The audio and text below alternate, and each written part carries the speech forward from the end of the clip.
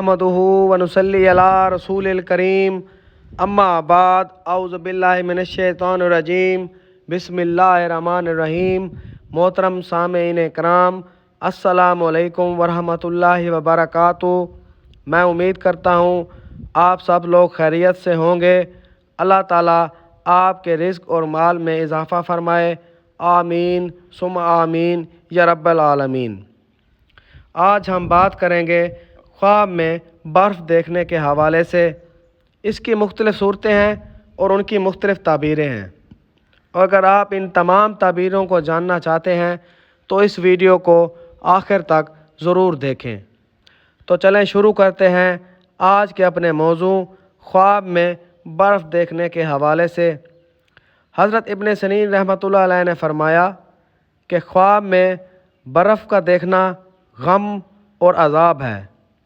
अगर थोड़ी देखी है तो खैर है, अगर जाड़े में बर्फ़ को देखे या ऐसी जगह में देखे जहाँ हमेशा होती है तो इस अमर की दलील है कि इस जगह वालों को गम ज़्यादा पहुँचेगा।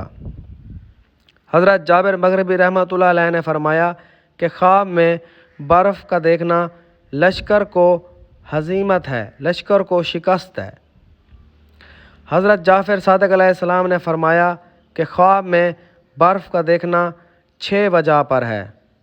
नंबर 1 रोज़ी, नंबर 2 ज़िंदगानी यानी ज़िंदगी, नंबर 3 माल बेसार, नंबर 4 लश्कर बसियार, नंबर 5 बीमारी, नंबर 6 गम।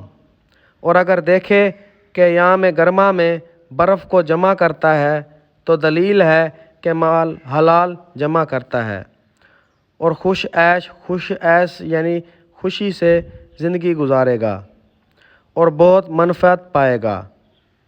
हज़रत इब्राहीम करमानी रहमतुल्लाह अलैह ने फ़रमाया कि सर्द मुल्क में बर्फ़ का ख्वाब में देखना खैर और नेकी की दलील है और गर्म मुल्क में देखना कहत और गम की दलील है।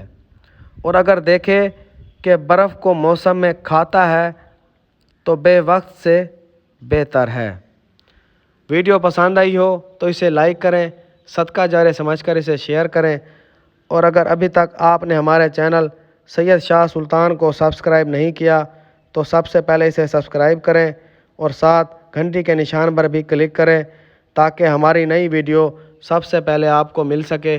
अगर आप भी हमसे किसी ख्वाब की ताबीर पूछना चाहते हैं या इस्तिखारा कराना चाहते हैं या कोई रूहानी मसला पूछना चाहते हैं तो आप हमसे हमारे व्हाट्सएप नंबर पर रब्ता कर सकते हैं। हमारा व्हाट्सएप नंबर 0333 601 3334। अल्लाह ताला आपका हामी व नासिर हो।